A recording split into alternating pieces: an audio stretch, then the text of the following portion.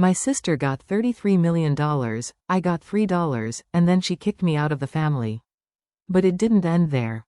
Just 3 days later, she was begging me for help.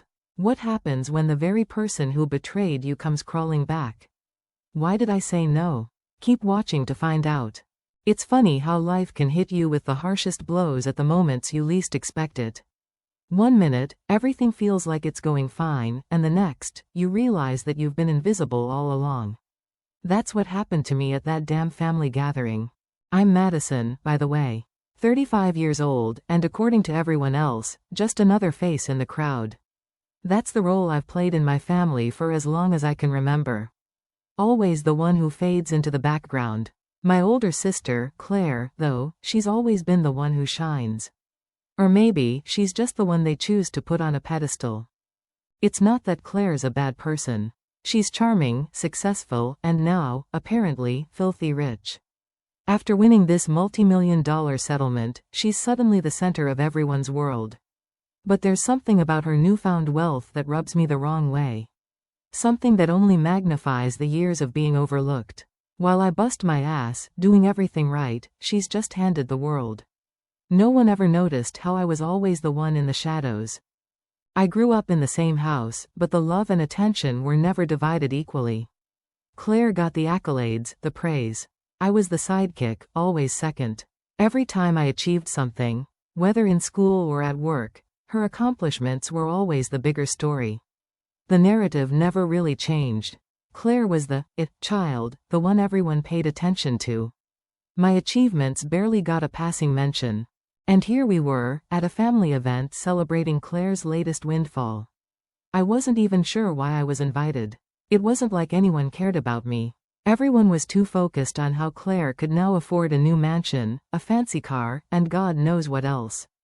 My parents, proud of her like they always were so absorbed in her success that they barely even acknowledged I was there. It was just like all those times before, when I sat in the back, quietly watching my sister bask in the glory, while I was quietly pushed aside. I didn't matter. Not really. Not to them. And then, it happened. As if on cue, Claire made her big entrance. The room fell silent as she walked in, looking radiant, as always. Everyone gathered around her, eager to shower her with compliments, asking what her next big purchase would be, what her plans were. The world revolved around her. Meanwhile, I stood off to the side, ignored. I could feel the frustration building inside me, a pressure, like a balloon that was about to pop. I could take it no longer. I moved toward the group, intent on speaking up, maybe even getting a word in edgewise, just to remind them that I existed.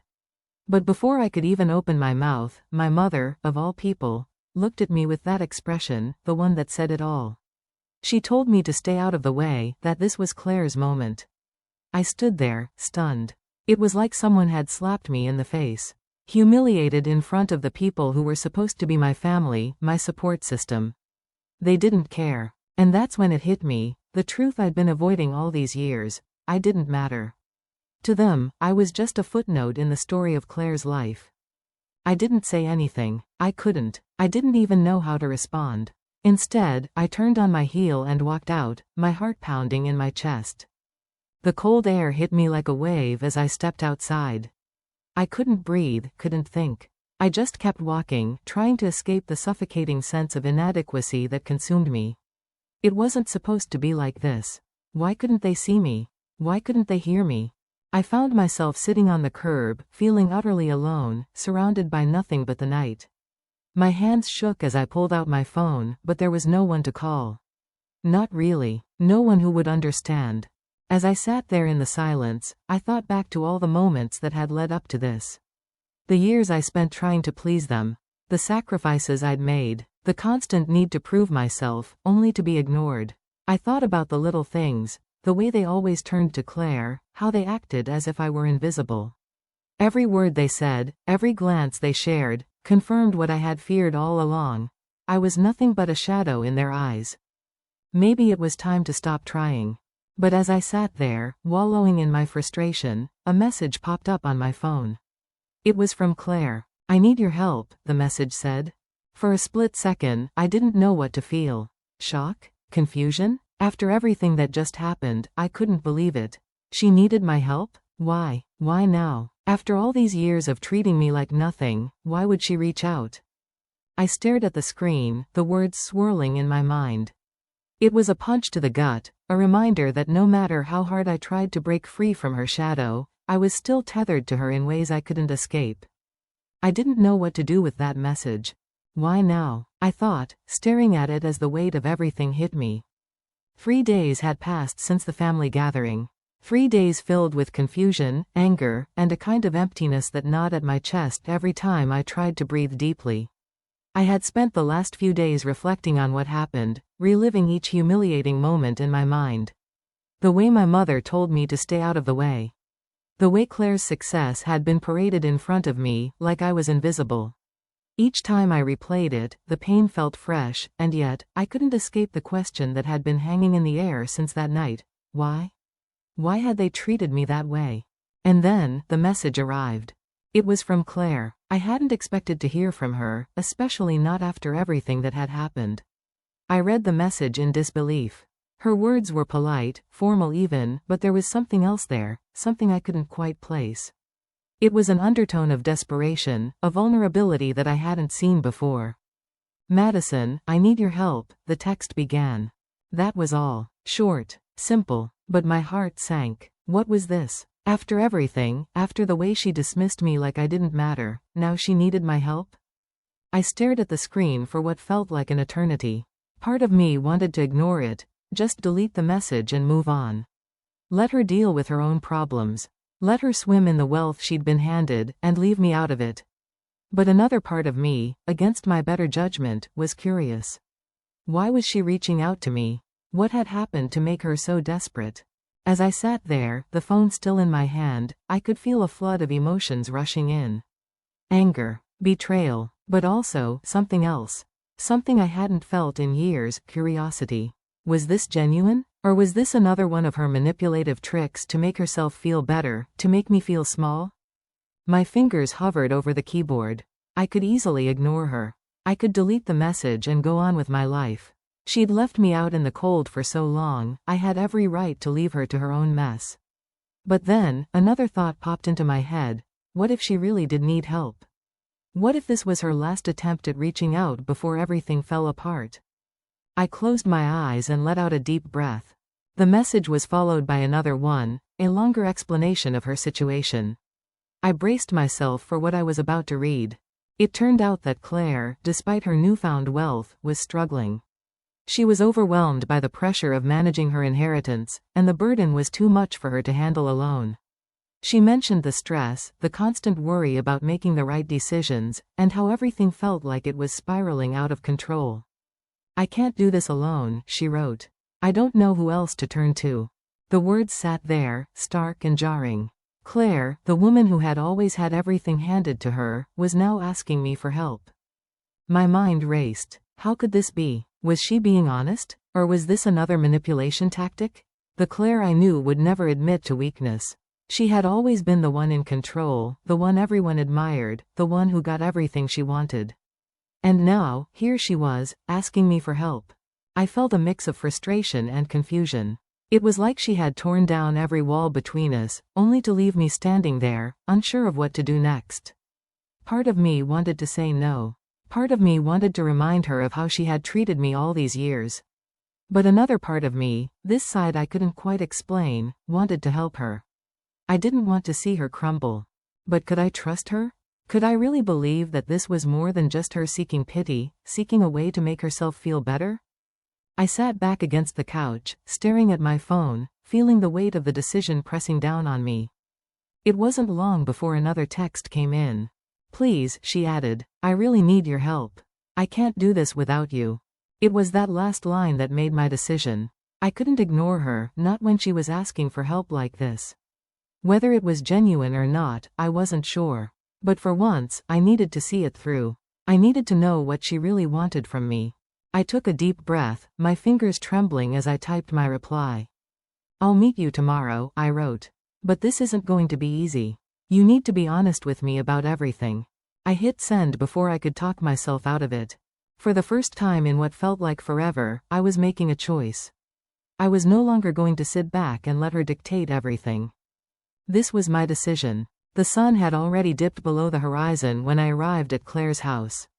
The cold air seemed to match the chill running down my spine as I stood in front of her door. I wasn't sure what I was expecting, an apology, an explanation, or maybe just a polite, "Thanks for coming," but I sure wasn't prepared for what was about to unfold. I knocked, and the sound echoed through the quiet street. A few moments later, the door creaked open. Claire was standing there, looking different. Her hair, usually styled perfectly, hung limply around her face. Her eyes, usually sharp and calculating, were tired and heavy. The image didn't match the woman who had flaunted her wealth like it was an armor. For a second, I hesitated. Was this really the same person who had thrown me out like an unwanted stranger just days ago? "Madison," she said, her voice softer than I remembered. She stepped aside, gesturing for me to come in. I walked past her, trying to ignore the discomfort pooling in my stomach. I had no idea what to say, how to feel. This wasn't a reunion, it was something else entirely. The awkwardness settled over us as she closed the door behind me. We stood there for a moment, neither of us speaking. I could hear her breathing, shallow and uneven. It wasn't what I had expected. There was no smile, no warm greeting. Just silence. Finally, she spoke, but her voice cracked a little. I'm sorry, Madison." Her words were so small, so unlike her usual confident tone, that it caught me off guard. "Sorry?" I said, the word tasting strange in my mouth. "For what exactly?" She looked down at her hands, fidgeting with her rings. "For everything," she whispered. "For treating you the way I did. For always making you feel small." She paused, her eyes flicking up to meet mine. "For taking you for granted." I couldn't help but laugh bitterly. "Now you want to apologize? After all this time?" She flinched, but then her expression hardened again. "I didn't realize how much I've hurt you," she said, her voice steadying, though there was still a hint of panic beneath it. "But I'm in trouble, Madison. Real trouble. And I don't know who else to turn to." I crossed my arms, holding her gaze. "You're in trouble?" I repeated, my voice a little sharper than I intended. "You've spent years manipulating me, using me like I was some kind of backup plan, and now you want me to help you? After everything?" Claire took a step forward, her face desperate. I know I've treated you badly. I've been so caught up in everything. I never saw you. I was just selfish. But I need you now. Please." She reached out for my hand, but I pulled it back quickly. "Why should I help you?" I asked, the anger rising in my chest again. "Why, after everything you've done, everything you've put me through?" She swallowed hard. "Because I can't do it alone. She motioned vaguely around her, as if the entire room and everything in it were part of her mess. "This business, this pressure, it's too much. I don't know what I'm doing anymore. I thought the money would solve everything, but it's made things worse." The vulnerability in her voice made something stir inside me. It was hard to believe, especially after all the times she'd looked down on me. But then, there was a part of me, a deep, aching part, that wanted to believe her. That wanted to see her as something more than the woman who had humiliated me so many times. I shook my head, trying to clear my thoughts. "You know, Claire, I used to wonder why you always got everything. Why you were always the golden child. Why no matter how hard I worked, it was never enough. And now? Now you're asking me to help you? What do you expect from me, Claire?" Her face softened, and for the first time, I saw her as the sister I had once known, vulnerable, afraid, human. But it didn't matter. She had crossed a line. "I'm tired of being your safety net," I said, my voice trembling with a mix of fury and disappointment. "I'm done being the person who picks up the pieces after you tear everything apart. I'm not your fallback anymore." Claire's face crumbled. "I'm sorry. I know I've hurt you. But I'm scared. If I don't get this right, everything falls apart. Please, Madison, I don't know who else to ask." I felt the anger inside me shift. For a moment, I almost gave in. Almost stepped forward to comfort her, to tell her it would be okay. But I stopped myself. I couldn't. Not anymore. "You've always used me," I said, my voice calm but firm. "You've used me to make yourself feel better, and I've let you. But not this time. Not anymore." Her eyes welled up with tears. She looked at me like she had never seen me before. "Please," she whispered, her voice barely a breath. "Help me. I stared at her for a long moment. My heart was heavy, but my decision was final. I walked toward the door. No, I said, my voice steady. You'll have to figure this out on your own. I opened the door, the cold air hitting my face like a slap. It was like a weight had been lifted from my chest. But as I stepped out into the night, I felt something else. A sense of freedom. A sense that, for once, I was in control. I got into my car and started the engine. My hands gripped the steering wheel as I pulled out of the driveway, and for the first time in years, I felt like I was making a choice. The road ahead was mine. I sat in my car, the engine humming softly, but my mind was anything but calm. The message from Claire still lingered on my screen, its words burned into my brain. It wasn't just another plea for help, it felt like a desperate cry, a last attempt to manipulate me into saving her once again. But I had promised myself that I would walk away, that I would no longer let her, or anyone in my family, define my worth. The weight of what had happened in the past few days pressed heavily on my chest. The argument with Claire, the way she'd accused me of being cold-hearted, selfish, it had all felt like a breaking point. And yet, somehow, it felt like the moment I had been waiting for. A moment to truly break free. The realization was almost surreal. No longer would I be the one who picked up the pieces. No longer would I let her guilt trip me into helping her while she trampled on my self-respect. I stared at the phone, watching the blinking cursor as I considered what to do next. But I knew. The decision had been made. I turned the ignition key and drove. The city lights flickered by, each one passing like the pieces of a life I was leaving behind. I had been bound by guilt, by family expectations, for too long. It was time to take control. When I arrived back at Claire's house, the door was already cracked open, waiting. She must have been expecting me. I walked in without hesitation, not giving myself the chance to second-guess what I had already decided. The room was dim, a cold wind creeping through the open window. Claire stood there, her eyes puffy and red, her face a mask of defeat. For a moment, I almost felt sorry for her. But that quickly faded as the reality set in. "You came," she whispered, her voice hoarse. "I didn't think you would. I didn't say anything at first. I couldn't. What could I say to someone who had torn our family apart, who had taken every opportunity to make me feel like an afterthought? Instead, I simply stood there, my heart racing, my anger simmering just beneath the surface. You really think I can just forget everything?" I finally asked, my voice tight with emotion. "The way you treated me, how you always used me to clean up your messes? No, Claire, I can't forget. And I'm done being your fallback option." Claire flinched, the guilt washing over her face, but it wasn't enough to soften my resolve. I had heard it all before, the apologies, the promises to do better, the manipulative tears. But none of it meant anything anymore. Not when I had spent so long waiting for her to change, only to realize I was the one who needed to change. I needed to walk away from this toxic cycle, once and for all. Her eyes filled with tears. "I don't know what I would do without you," she said softly, her voice breaking. I shook my head. "You've never really seen me, have you? I've always been here, doing the work, picking up the pieces, while you got everything." "I'm done, Claire." She stepped forward, her hands trembling. "Please, don't leave me like this. I was wrong. I never meant to hurt you. I never meant to push you away. But now, I'm lost." For a brief moment, I felt a pang of sympathy. But it was fleeting. The years of pain, the years of being treated like I was invisible, rushed back in a wave. "I can't fix this anymore. You've pushed me too far," I said, my voice steady but full of finality. Claire's face twisted with frustration. "So that's it? You're just going to walk away? You're leaving me to fail?" I didn't respond immediately. My thoughts were a storm, but in that moment, something inside me clicked. I wasn't responsible for her mistakes anymore. I wasn't her safety net, and I wasn't going to be her crutch any longer. "I'm not your responsibility anymore, Claire. You'll have to find your own way. I'm done carrying you." Her face crumbled, but I didn't wait for her to say anything else.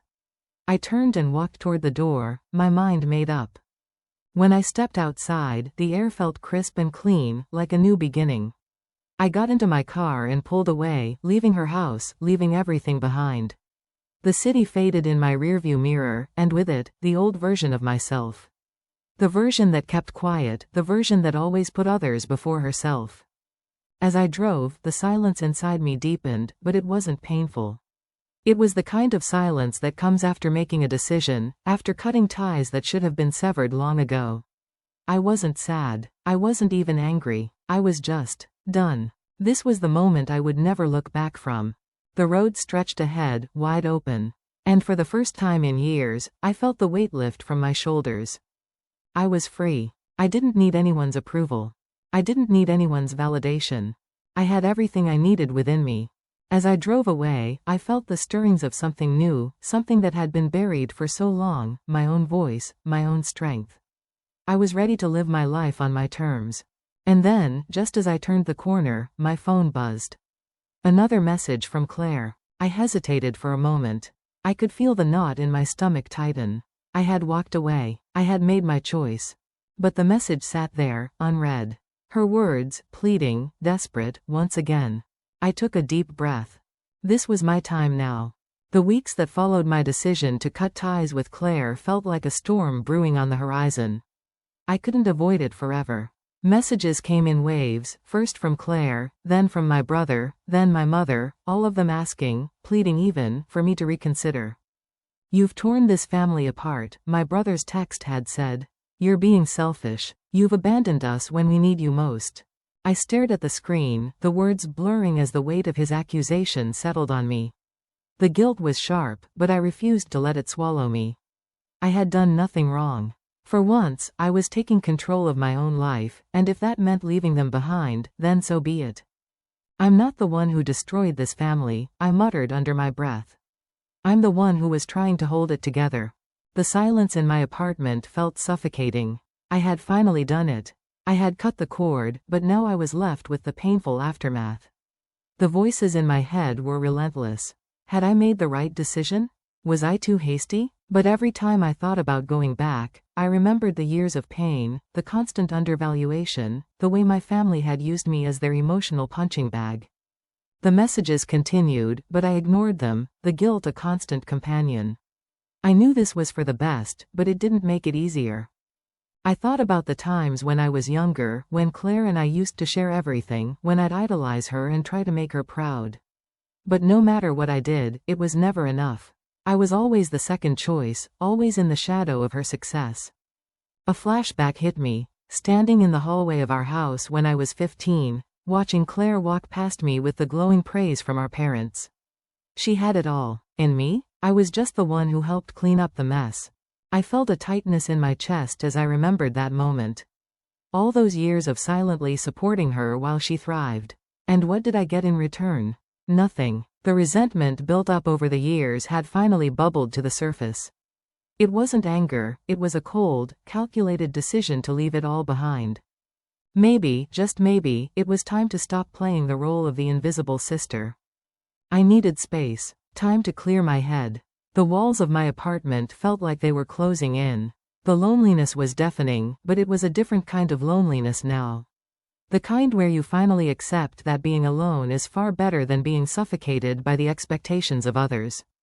I left the apartment, walking the streets aimlessly, trying to collect my thoughts. My phone buzzed again, and when I checked, it was a call from Anna, an old friend from college who I hadn't spoken to in years. "Hey, I know this is out of the blue." Anna's voice was cheerful, but there was a sense of urgency in her tone. "I'm working on a new project, and I could really use someone like you. It's a fresh start, away from all the chaos. What do you think? You up for it?" The offer hung in the air like a lifeline. A new project, a new beginning, a chance to leave everything behind. To move on from the suffocating grip of my family. The conflict inside me intensified. My sister's cries for help echoed in my mind, but so did the years of mistreatment. Could I really go back? Could I let myself be dragged into the same old story, where I was always the backup plan, the last resort? No, I wasn't going back. "I'm ready to take that step forward," I said, surprising even myself with the steadiness in my voice. "Thank you for believing in me when no one else did." Anna seemed relieved, and I could almost hear her smiling through the phone. But as I hung up, a text flashed on the screen. "Claire, please, come back. I need you. I don't know what to do anymore." The guilt hit like a tidal wave. The same wave that had crashed over me so many times before, the one that had always pulled me back into her orbit. But not this time. I stood up straighter. I wasn't going to be her crutch anymore. This was my moment. I stood in the middle of the street, looking up at the sky, feeling the weight of everything I had just decided. The past had to stay in the past. I wasn't going back. I had a future now. A future that didn't involve Claire. The road ahead felt daunting, but it was mine. And for the first time in years, I felt free.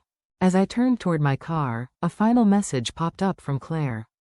A simple apology. A final plea. I'm sorry for everything. Please, come back. I paused for a moment, then, without hesitation, I deleted the message. I wasn't going back. This was my time now. The moment I saw the text from Claire, I froze. Please, I need you. I'm at my breaking point. Come back, please. The words blurred in front of me, and for a second, I felt something deep inside me twist. Guilt, regret, a rush of emotions I thought I had already buried. But I had to be careful. This wasn't a simple apology or a cry for help. This was her playing her last card. I stared at my phone, weighing my options. This wasn't just about my sister anymore. It was about me. About my future. I couldn't be her safety net again. I had spent too many years being the one to pick up the pieces, to be the one who always gave without receiving anything in return. I gave up so much for you, I muttered to myself, the words carrying more weight than they ever had before. But you can't keep doing this to me. I set my phone down, walking across the room, my feet dragging as I thought about everything that led up to this moment. The years of being overlooked. The constant feeling of being unimportant. It wasn't just Claire, my entire family had treated me as the backup sibling. The one they came to when they needed something, but not the one they truly saw. It was always Claire, the golden child. She was the one who could do no wrong, the one who got all the praise, the one who was always at the center of everything. I'd always been in her shadow. It was suffocating. But not anymore. I grabbed my jacket, and with one last glance at the empty apartment that had been my sanctuary for so long, I walked out the door. The confrontation was inevitable. Claire's house felt like a prison. The once warm and welcoming walls now felt cold and oppressive. The smell of fresh flowers from the vase by the door did nothing to mask the tension in the air. I stepped inside, my eyes immediately catching Claire sitting at the dining table, her face pale, eyes red-rimmed. She looked like a broken version of the woman I once looked up to. But I wasn't fooled anymore. "Come in," she said weakly, gesturing to the seat across from her. I could tell she had been crying, but it didn't matter anymore. I took a deep breath and sat down. I wasn't here to comfort her. I was here to face the truth. "I don't know how you expect me to just come back into your life after everything," I said, keeping my voice steady. "You've taken everything from me. Every single time I gave a part of myself, you just took it. And now you want me to fix your mess?" Her face crumpled, her hand shaking as she reached for her glass of water. "You don't understand. You never did." "No," I interrupted, my voice gaining strength, "I understand perfectly. You've always expected me to just be there. To help you. To fix things. But no more. I'm done being your emotional crutch, Claire. I'm not your backup anymore." Her eyes narrowed. "You're just going to leave me like this? After everything we've been through? I've been there for you my whole life, Claire. I've always been there. But you never saw me. You only saw what I could do for you." The words came out sharper than I intended, but they were the truth. I felt the walls I'd built around myself grow higher with every word. She scoffed, shaking her head. "So, what, you're just going to walk away from your family? You're going to leave me here to drown?" Her words were meant to cut deep, to make me feel guilty. But I wasn't the same person anymore. I had changed. I had learned to say no, to stop sacrificing myself for people who wouldn't even lift a finger for me. "You never cared about me," I said firmly, "just about what I could do for you. I'm done." The words hung in the air, heavy and final. The look on Claire's face, hurt, angry, confused, didn't faze me anymore. This was the moment. This was my breaking point. She stood up, her voice rising. "You'll regret this. You'll come crawling back when you need me." I could feel her words scraping at my resolve, but I didn't flinch. "No, I won't. I'm done living in the past. I turned to leave, each step away from her feeling more like freedom than anything I'd ever known. This was it, the point of no return. I walked out of her house, the door slamming shut behind me. As I stepped into my car, the silence was deafening. The weight of everything I had just done settled heavily on my chest. But there was also something else. Something lighter. A feeling I hadn't had in years. Empowerment. I wasn't going back. Not to Claire, not to the family who had treated me like a shadow, not to the girl who had always been in the spotlight. This was my life now. As I drove away, I felt the city slipping behind me in the rearview mirror. I was leaving my old life behind. It wasn't just a physical departure, it was an emotional one too. The phone buzzed in my hand. I glanced at the screen. A text from Claire. "Please, I need you. I'm sorry. Don't leave me." I stared at the message for a long time, my heart aching. But I knew what I had to do. "I'm done living in the past," I said quietly to myself, as I hit delete. This was my time now. I had to choose my own path, no matter what. The air in the room felt thick with anticipation. The text I had received from Claire still echoed in my mind. She'd been relentless, bombarding me with messages, each one more desperate than the last. But the truth was clear now, I couldn't go back. This was the final confrontation. I had prepared for this moment, mentally and physically. The evidence I had gathered over the past weeks was ready. Her lies, her manipulation, and the financial schemes she'd orchestrated under the family's nose. I wasn't going to be the victim anymore. I had the truth on my side. The power was mine now. But even with all the preparation, my nerves were tight. The fear of finally cutting all ties with her, of burning the bridge that had held me to her for so long, gnawed at me. I was about to sever the last connection to a family that had never truly seen me. But I knew it was time. Time to stand up for myself. Time to show them all that I wasn't just a doormat. As I was about to head out, my phone buzzed. A message from the family lawyer, urgent and clear. "Your sister is planning to move a large sum of the inheritance, something that could change the family's financial landscape permanently. You need to be prepared." The warning hit me like a freight train. This wasn't just about family drama anymore. This was about power, control, and the future. If I didn't act now, everything I had worked for would be in jeopardy. I couldn't let that happen. For a moment, doubt crept in.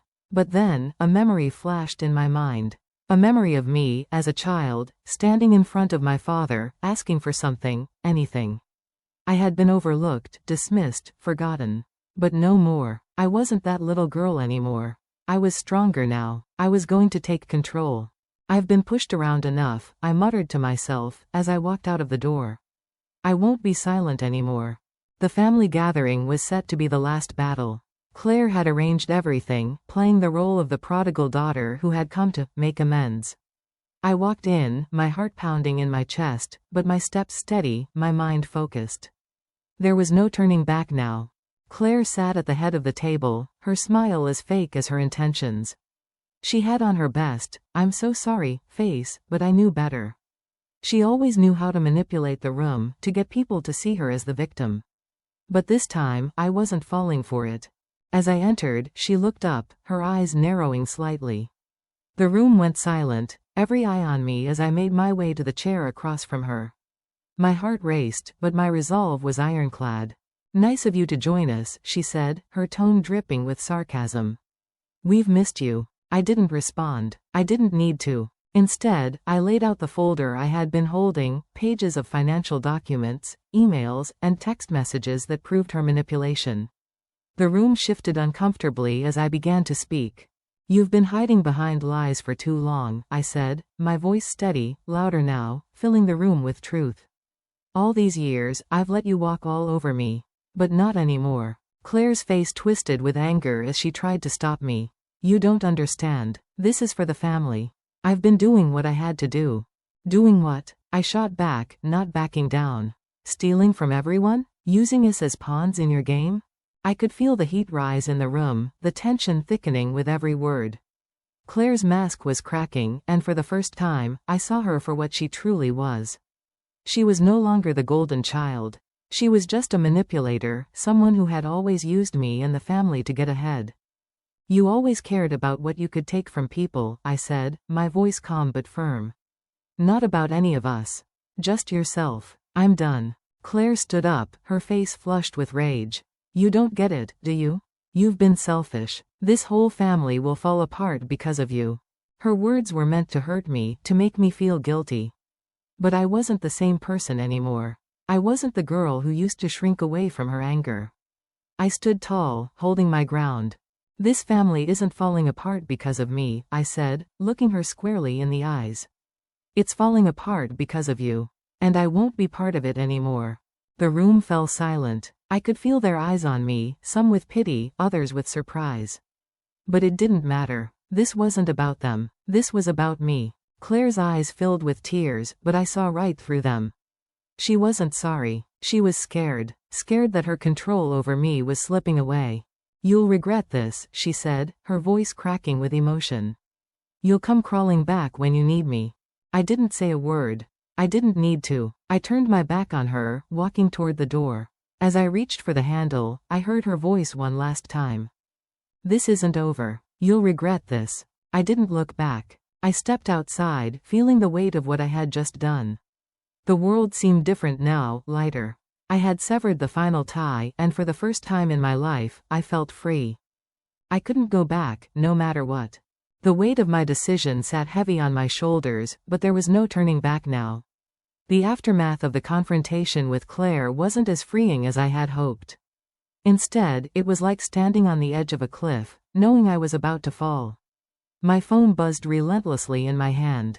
Another message from Claire. This time, it wasn't a plea, it was a threat.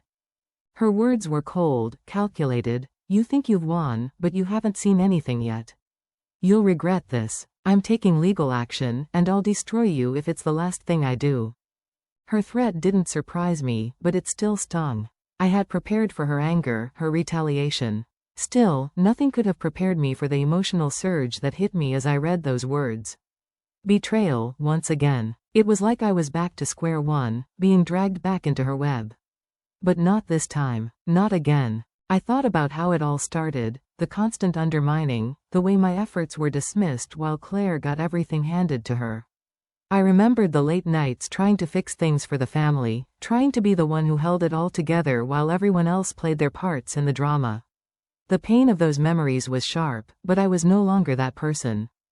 I've given up everything for you, I whispered to myself, but no more. As I sat on the couch in my apartment, the familiar scent of home surrounding me, I reviewed everything. The legal documents I'd gathered, the truth I was holding onto so tightly. For the first time, I wasn't hiding from anything. I was in control. She had manipulated me, used me, but not anymore. The calm that had settled over me was almost foreign, but it was there.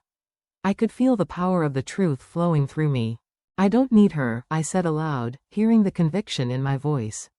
I don't need anyone's approval anymore. The phone buzzed again, but this time it was a call, not a message. My heart skipped as I saw the name. It was an old friend, someone I hadn't spoken to in years. Her voice on the other end was warm and familiar. You sound different, she said, her voice tinged with curiosity. You okay? Not really, I admitted, my voice thick. But I will be. She paused for a moment, as if weighing her words. Listen, I've been meaning to reach out. I have an opportunity. A chance for you to come work with me, far away from everything. I think it's exactly what you need. The timing couldn't have been more perfect. As much as I hated that this moment had come with such a high price, the offer she extended was everything I needed. A chance for a fresh start, for something beyond the family chaos. I'm ready, I said, my voice firm. I'm done with all of it. As I hung up, a sense of clarity washed over me. This was the moment I'd been waiting for, the escape I needed. No more manipulation, no more toxic family ties. The days that followed felt surreal. The moment of truth was drawing nearer, and I knew what I had to do. I wasn't going to hide anymore. I had gathered everything, the legal documents, the evidence, the truths that Claire had hidden for years. She was about to face the consequences of her actions. It was time for the final showdown. I walked into the family gathering with a sense of purpose, no longer second-guessing myself. Claire was already there, her usual smile pasted on her face. But when she saw me, that smile faltered. She knew this wasn't going to be the easy win she had hoped for. The family was about to see the truth. "Good to see you," she said, her voice as false as ever. She looked at me with an expression that mixed confusion with anger. I didn't respond. I didn't need to. Instead, I pulled out the documents, the irrefutable proof of everything she had done. The manipulation, the financial schemes, the lies that had destroyed everything I once thought I knew. I didn't shout or lose control. I remained calm, poised. This wasn't a fight of emotion anymore. This was about truth. "I'm done being the scapegoat," I said. "I'm done being your backup plan. You've used this family for your own gain, and now the truth is coming out." Claire's face twisted with fury. "You're wrong," she hissed. "You don't understand. I did this for all of us." "For you," I corrected, my voice cutting through her excuses. "You did it for yourself. You always have." Her eyes narrowed as she took a step forward, trying to regain control. "You've been nothing but a burden. All you ever did was complain." "I didn't complain," I said, my voice low and steady. "I carried this family. I carried you. But no more. I won't carry your lies any longer." With each word I spoke, the power shifted. I felt it. The room felt it too. I wasn't the quiet, overlooked sister anymore. I wasn't the one who lived in the shadow of Claire's spotlight. I had stepped into my own. The room was silent, every pair of eyes on us as I dropped the final bombshell. "You're the one who's been hiding behind lies, Claire. You always were. But not anymore." Her mask cracked, her expression faltering as she realized that she had lost. She had no more cards to play. No more lies to tell. "You've made a mistake," she spat, her voice shaking with rage. "You'll regret this." But I didn't flinch. I didn't regret it. This was the end of the line. The truth was out, and it had set me free. As I turned to leave, my phone buzzed again. It was Claire. I didn't need to check it. I already knew what it would say. "This isn't over." But it didn't matter. For the first time, I felt like I was in control of my life. The tension that had built up over the past weeks was finally starting to settle, but the weight of everything still lingered. Claire's final act, her desperate attempt to manipulate the family one last time, had only backfired. Instead of reclaiming the narrative, she had isolated herself further. The truth was out, and there was no more hiding. I had stood my ground, and now, all I could feel was the steady thrum of relief. Relief, not because of victory, but because I no longer had to fight. I sat in my living room, the quiet of my apartment a sharp contrast to the storm that had raged for so long. My phone sat on the coffee table, silent. The messages had stopped, the calls had stopped, and all I was left with was the silence of a life that had finally shifted. The battle had never been about defeating Claire. It had always been about reclaiming myself. The years of sacrifice, the emotional abuse I had endured, the moments I allowed myself to be silenced, it had all led to this moment. The fight wasn't just for my place in the family, it was for my place in the world. I had spent too long catering to everyone else's needs, bending and breaking under the weight of their expectations. It was time to stand tall.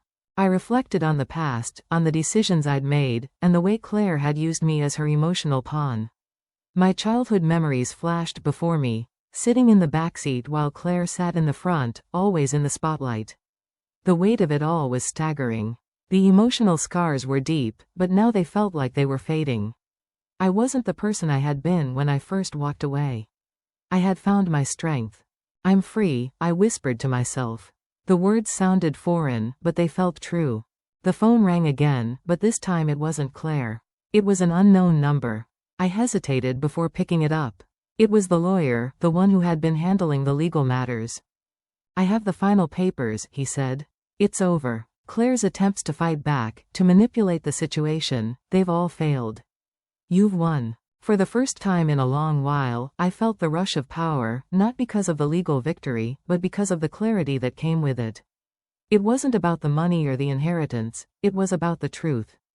It was about standing up for myself. I walked out of my apartment later that day, heading toward the familiar family gathering spot where all of this had begun. It felt symbolic, returning to the place where everything had started, but knowing this time, I was in control. There would be no more manipulation. No more lies. Claire was already there, but she wasn't the same. Her posture was slumped, her usual arrogance replaced by something more raw, vulnerability. For the first time, I saw her as a person, not the sister who had manipulated me for years. But I didn't pity her. Not anymore. I never wanted this to happen, she said, her voice shaking. I only wanted what was best for us. Best for us? I repeated, the words tasting bitter. No, Claire. You only ever wanted what was best for you. She flinched, and for a split second, I could see the cracks in her armor. She tried to cover it with a laugh, but it was weak. You have no idea what I've gone through, do you? I stepped forward, my voice steady. You were never alone in this.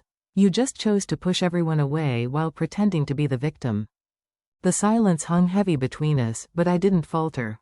I've been the one holding this family together, Claire. But you were never interested in that. You only cared about how it looked. She opened her mouth to speak, but the words failed her. I wasn't sure if it was because she had no more excuses, or if she was simply too broken to continue. I'm done, I said firmly. I'm not going to let you control me anymore. This is the last time you'll ever manipulate me. She stared at me, her eyes filled with a mix of disbelief and anger. You think you've won? You think you can just walk away and forget about all of this? No, I said, my voice softer now. I haven't forgotten, but I'm not going to let you make me part of your toxic game anymore. She looked as though she was about to argue, but the words never came. Instead, she simply stared at me with the realization that this was it. I wasn't backing down. I turned and walked away, my heart beating steadily in my chest. The weight of the years I had spent in her shadow seemed to lift with every step I took. Later, sitting alone in my car, I felt the stillness of the world around me. It was like I had finally found peace. The finality of the moment was settling in. Claire's manipulation, the years of emotional abuse, the lies, it was all over. I was free. For the first time in a long time, I felt like I could breathe. I wasn't just free from Claire, I was free from the past, from the expectations, from the weight of a family dynamic that had never been healthy. I'm done living for others, I said aloud, a smile tugging at the corner of my lips. It's time to live for me. I took a deep breath, looking ahead. There was so much ahead of me, so much I hadn't yet done. I was ready for it. I was ready for the future. As I pulled away, I didn't look back. The past had been hard, but I had survived it. And now, with the horizon in front of me, I was ready to begin again. I had learned that sometimes, letting go was the only way to move forward.